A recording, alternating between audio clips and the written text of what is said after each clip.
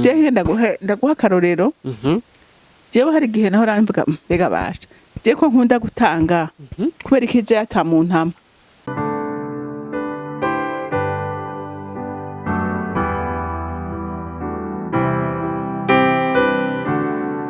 Shalom bakunzi ba Holy Canaan TV, turamukije mu izina rya Kristo Yesu, turabaha kaze kwinobonesha kure ababana natwe, turabashimira cyane. Namwe mubanye natwe ari ubwa mbere, tubaha kaze mu izina rya Kristo Yesu. Turi kumwe n'umwigisha wacu, twagiye tumuramutse mumeze neza. Nukuri je meze neza, nawe ni sawa cyane. Haleluya. Nta cyahindutse. Naje meze neza. Amen. Nari nagize akareje n'ubu karacariho. Ariko ndizera ko Yesu ankiza byose birangira. Amen. Turi mu minsi abantu bari kwibuka, twari mu minsi ya Pasika, mu minsi heze. Ubu abantu bariko turi muri ya minsi 40 Yesu ngo yiyereka abantu.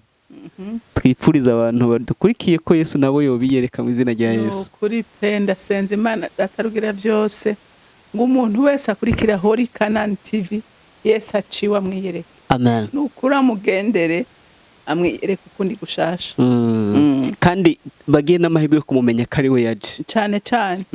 Kuko arahaza ntisevre ntibamumenye, ariko bagirirwa ubuntu bwo kumenya ko ari we yaje. Ukanasanga ibintu bavyitirira banaka ni naka yafashije ukuri. Oya, nta muntu yo gufasha.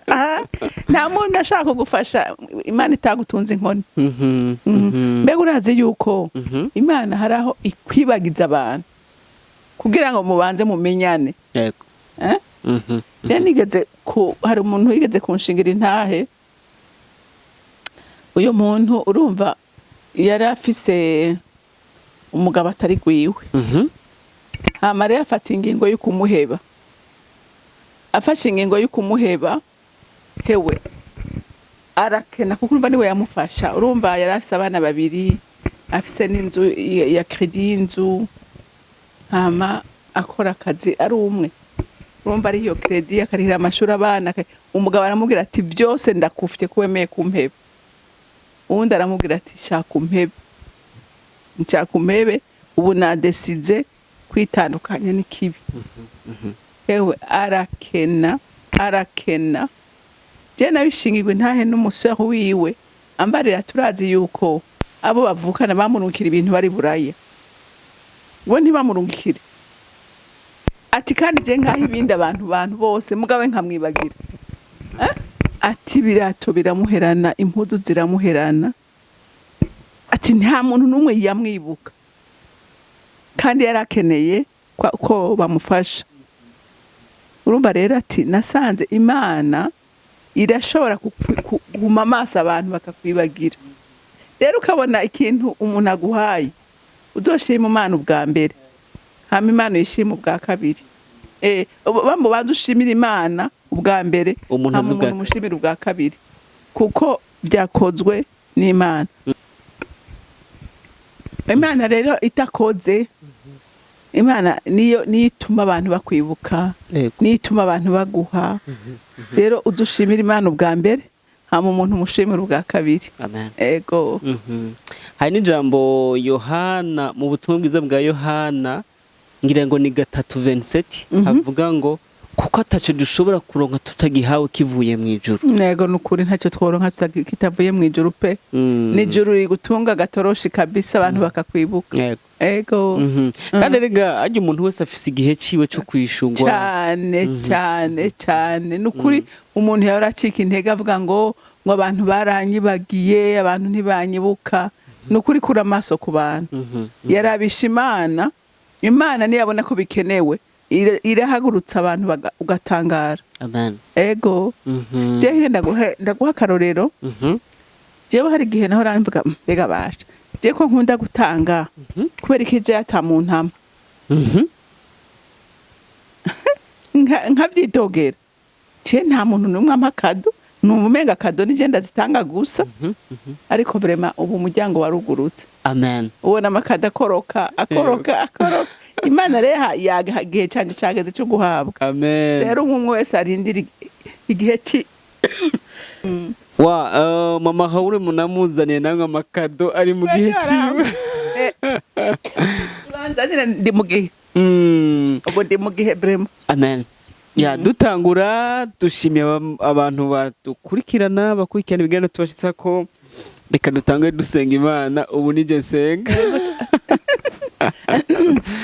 Mwami Yesu turagushimiye kubw'urukundo dukunda wemeye kwitanga kubw'abantu bawe wemera kwitanga kugira ngo uturokore wadukunze twebwe tutari mu gihe cyo gukundwa ariko twiyumvira ko ivyo bisiga urukundo rudasanzwe.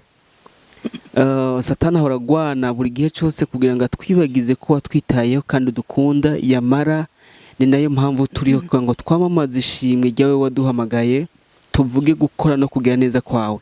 Mu kiganiro tugiye kugira tuguhaye kaze uganiriza abantu bawe natwe dukoreshe kugira ngo ivyo ugomba ko abantu bumva bibashike ko tuguhaye kaze abari kukirongora ikirere cyose tukizitirije ubushobozi bw'Imana amaraso ya Kristo Yesu atubeko kugira ngo bishoboke ko dukora umurimo wawe nk'uko ugomba mu izina rya Kristo Yesu. Amen, amen.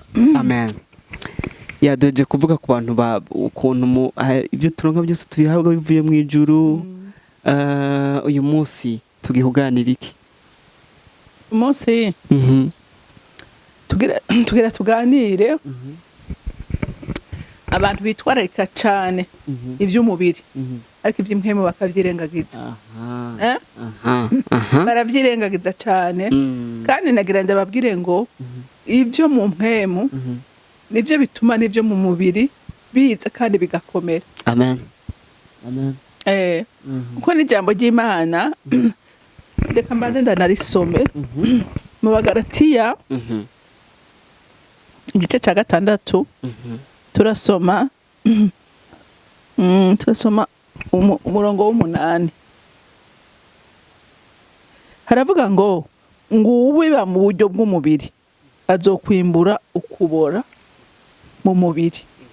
Ariko uravyumva ngo ariko ubiba mu mpwemu azokwimbura mu mpwemu ubudashira. Amen. Reka tumanuke no hepfo ngo twame dukora ibyiza ntiducike intege kuko igihe nicyashika tuzokwimbura nitutarambirwa. Amen. Wow. Uriko uravyumva ngo ntitubibe cyane ntidushire inkomezi nyinshi mu vy'umubiri kuko ivy'umubiri ngo birabura. Yego. Ariko ivyo mu mpwemu vyovyo ngo turagwa ivy'ubugingo budashira mu buryo bw'impwemu ariko ivyo mu mubiri birabura.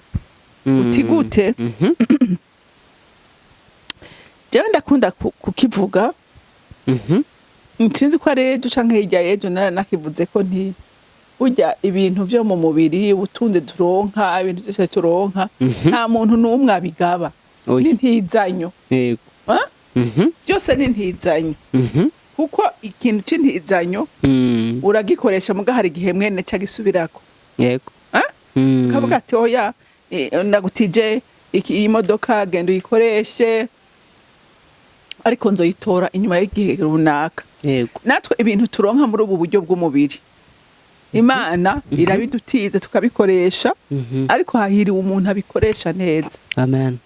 Abikoresha neza avuga ati ibi bintu ndashima Imana ko yabimpaye kandi ukabikoresha kubw'icubahiro c'Imana kuko urazi neza ko ata muntu n'umwe akuri ikintu cyo muri inosi ngo agikure hakijane mu ijuru. Nta upfuye biherana nawe bihereraho nyene mugabo uwabivye mu ijuru uwabivye mu ijuru azobisangayo. Amen. Haleluya. Amen. Kuko ngo ibikorwa byose vyiza dukora bigenda bikabya icibutse imbere y'Imana kuko Imana irafise igitabo yandikamwe imirimo myiza dukora. Iyo nayo ntimusigana ariko ubutunzi twarondeye mu isi turabusiga. Umunsi tuvuye mu mubiri batwidetashije nabwo hama vya bikorwa twakora mu buryo bwo mu mpwemu biba bibitse quelque part niho bica bitangura gukora. Tubisanga rero iyo tugize iki iyo tugiye. Amen. Numva ko ari vyiza ko dukwiye gushira inkomezi nyinshi mu byo mu mpwemu kuko ari byo tuzosanga iyo tuzoba eternellement. Amen. Hari n'ijambo riri mu Baheburayo igice ca 11 ryo rivuga ku kwizera. Mugabo harimwo agace kavuga ngo reka nivuga uko rivuga ngo ukwizera ni ukumenya gose udakekeranya. Ni mu Baheburayo igice ca 11 ku murongo wa mbere. Ukwizera ni ukumenya gose udakekeranya ngo ntibizoba kandi bitabonwa niko kubitumenyesha ko ari ivy'ukuri. Akorera ko ngo bitabonwa nibyo bitumenyesha ko ari ivy'ukuri. Nivuga ngo ibintu tubona bigaragara nga byaremwe mu bitaboneka. Yego. Niba ibintu bigenda tubona bihari, hari biba byarabayeho mu buryo bw'impwemu. Nta kintu gitabaye. Ni byose tubona physiquement. Byarabayeho kera. Kuko nta kintu Imana kindi yaremye mu nyuma. Kuko ibyo turiko turabona byose, ibyo turiko turakora byose byaremwe n'Imana. Yego. Uriko uravyumva? Yo yabiremye kera nisi tarayirema. Kuko yabanje kurema ivyo. Rero biragaragara, biraseruka mugabo byabanje kuremwa mu buryo bw'impemu. Bikagaragara tukabibona n'amaso. Mugabo nta kintu gishasha Imana iri kwirarema. Oya, turiko tugendera mu vy'Imana aremye kera. Niyo mpamvu kubiba umuntu abiba mu buryo bw'umubiri, dushobora kwibaza mu buryo bw'umubiri abibiki, mbega n'ibiki mu buryo bw'impwemu na habiba. Urumva mu buryo bw'umubiri ibyo tubiba turabiba ibintu nk'ubu ndakugiriye iciza. Ndiko ndabiba. Eme naho ndagukorera ikibi. Mba ndiko ndabiba. Ariko uravyumva kuko ari nkugiriye iciza ni vyiza kuko nkoze igikorwa ciza. Niyo bankoze igikorwa kibi ndiko ndabiba. Kuko ico nkoze cyose kiragira ingaruka mu buryo bwo mu mpemu. Iyo ico ciza nkoze icambere Imana iracandika. Nico kibi nkoze Imana iracandika. Rero mu buryo bw'impemu vyose birakugira wewe wabikoze birakugira kwingaruka. Hariho n'umugani baca mu Kirundi, iyo uhezagira benshi nawe urahezagira. Yego. Iyo uvumwa na benshi uratota. Siko bimeze. Rero urumva ko mumwe ubundi umuvumo bakuvuma ntuufata ngo ubone ngo ugaragare. Mugabo mu buryo bw'impemu hariho abadayimoni baca baza gushitsa uwo muvumo bakuvumye bakaca baza kuwushira mu buzima bwawe. N'umuhezagiro abantu baguhezagira, hariho abamarayika b'Imana bajejwe kumva uwo muhezagiro baguhezagiye bakawuzana bakaza kuwushitsa mu buzima bwawe. Yego. Uriko uravyumva? Rero ikintu cyose ukoze haba mu buryo ibyo uri kurakora mu mubiri birashobora bigira impact mu buryo bwo mu mpemu. Uriko uravyumva? Positivement canke negativement. Hanyuma ikindi nacyo bavuga ngo kubiba mu mubiri.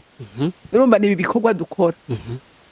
Ni ibikorwa dukora kandi ugasanga turabishize ku mwanya, turabishize ku mutima, ariko Imana tukayishira ku mpande.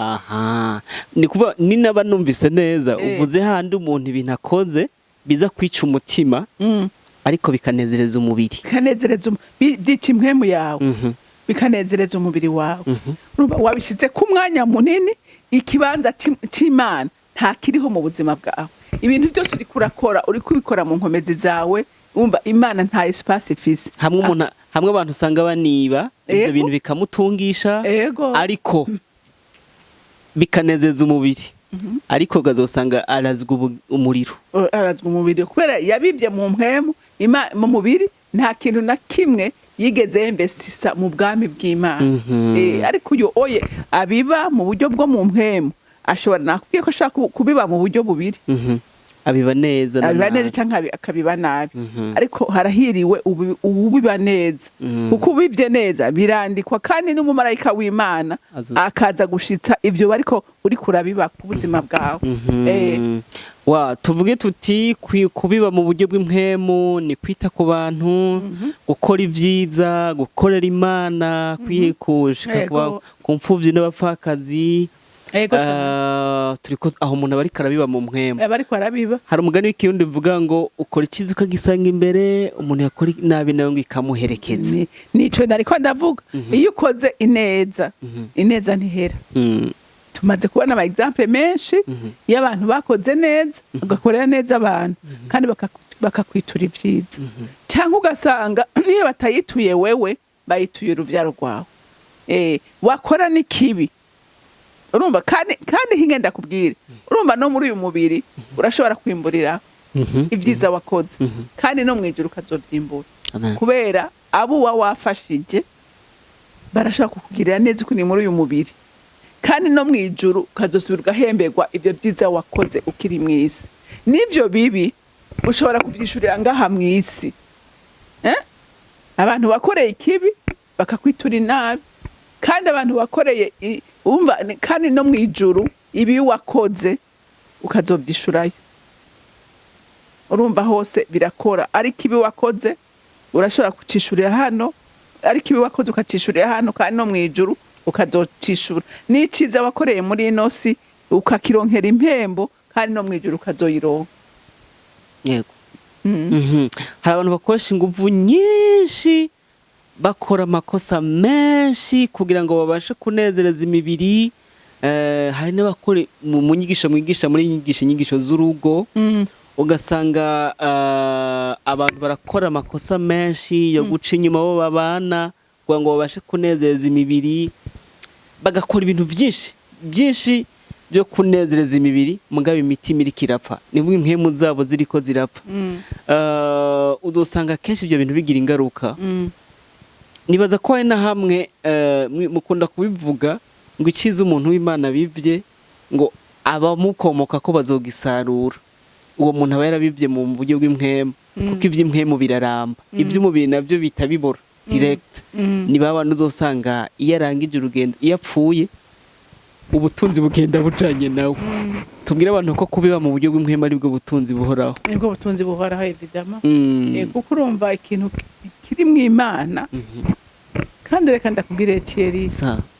None nk'ubu dufate umuntu yizeye Imana, umuntu akora ibintu vyiza. Urumva? Amenya n'ingene arera abana biwe. Amenya n'ingene abemplika mu vyiwe. Erega Imana iranakwenspira. Ikakwereka ingene ukwiye kurera, ingene ukwiye kwigisha abana, ingene ukwiye kubashira mu bikorwa. Urumva? Bigatuma n'uyo mwana avuga ati no, hamwe ntokora nkuko papa yanyeretse no bandamuhemukiye. Ambwa hariho abantu usanga nta gacira biha ko ntavyo yigeze amwigisha, ntigeze abona se amubwira ati gira gutya canke mama gira gutya. Umva ntavyazi. Rero umuntu ntashaka kwiyumvira ibintu ngo bize gutyo, abafise education yaronse de base. Akamenya ati ibyo nkwiye gukora nibi, ibyo ntakwiye gukora nibi. Kuko hajya umwana agigwa n'ivyo abavyeyi bamushizemo.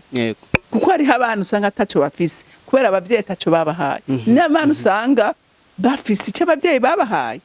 Rero urumva byose birava ku bavyeyi. Inyifato yabo. Igihe bifashe neza bakigisha abana babo neza, bakababera icyitegererezo, nabo bagera ikirenge mu cy'abavyeyi babo. Ejo hariho umuvyeyi yambwiye ngo avuga ati ngo yagiye guhamagara umwana wiwe ngo aze kunywa icayi. Umuhungu akuze. Hama ngo uwo mwana aratangara. Ati we mama wawe araza kukuvyura ngo uze kunywa icayi. Atego. Mana ati ibyo jewe ntavyo nzi. Ntavyo nzi. Ati mbona mama ariko arampamagara ngo ngire gute na gute. Ateka. Ati canka kan telefone ngo natevye hanze. Ati aravuga ati jewe na mukuru wanje n'umugabo. Ati mama aramubaza ati mbe urabona amasaha ageze. Urumva rero none nk'uyo mwana adashoboye kuba muzima, adashoboye gukora ibyiza, none wumva ariko sagiwe ntigeze aronka ama valeur atuma akora ibintu vyiza. Urumva nta rukundo, ntawamiye ntawagize ikintu na kimwe urumva rero kubiba nabi kuri we n'ibintu bisanzwe kubera nta byiza yigeze abona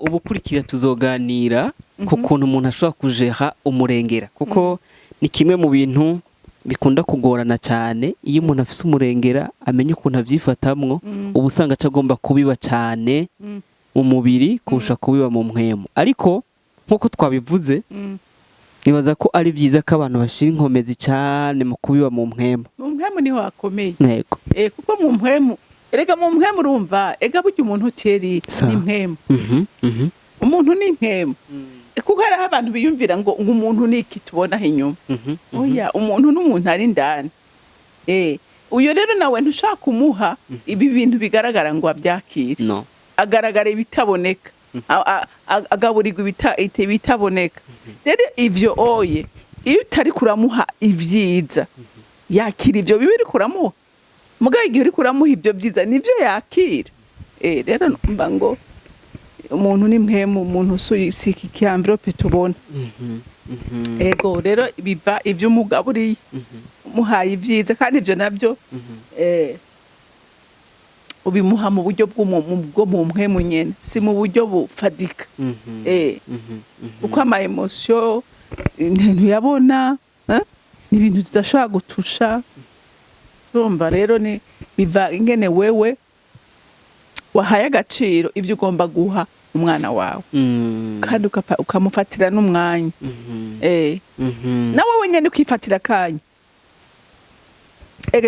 n'impwemu iravomerwa cyane utayivomeye iruma urivomera mu kuba mu ijambo ry'Imana no mu gukominiya na mpwemu yera mu gusenga nivyo bituma n'impwemu yawe igira ikomera nawe ndabyumvise neza umenga umuntu akwiye kugira equilibre mu mpande zose ego kuko naho nyene gumye mu byo mu mpwemu ivyo umubiri ntubirabe naho nyene n'ikibazo ifoko byose menya kuvyekiriba yego kuko ega n'Imana irabivuga udakora ntakwiye kurya yego urumva Imana bikorwa iravyemera cyane rero dukwiye gukora kugira ngo niyo mpwemu ibe equilibre rega hari impwemu ishobora kunyohwa kubera n'ibibazo burimo ugasanga uriyumvira ngene urondera kuriye nakuriye ngene ubaho ngene urera abana ngene uri hinzu ngene ugira iki urumva ugasanga nawe mwanya wo gusenga urawubuze mugabo igihe ubifise biroroshe kusenga worohewe murakoze cyane turangiza ku bantu badukurikiye nibaza ko twabatumirira cyane gukora ibyiza kuko bizobagaruka ko bazaba bibivye neza ariko ibintu byo gukora ibi si byacu tubyihoze tubireke si ibintu byacu umugabane wacu no gukora neza kubera umugisha amahanga Yesu yatubwiye ngo muri umuco wakira amahanga dukwiye kuba umuco sevre dukwiye gukora neza ukabera umugisha abandi urumva si byiza gukora nabi si iby'abana b'Imana umwana w'Imana akwiye kuba icitegererezo ahari hose amen hamwe no kwezwa hamwe no gukunda Imana hamwe no kwihana tubwire abantu ko uko umuntu yotunga kose uko umuntu yomererwa neza kose umutima warononekaye utari mu Imana ni futu ntakiriyo none ivyo bintu urazi ko ubutunzi ufise butari mu Imana aribwo bukwica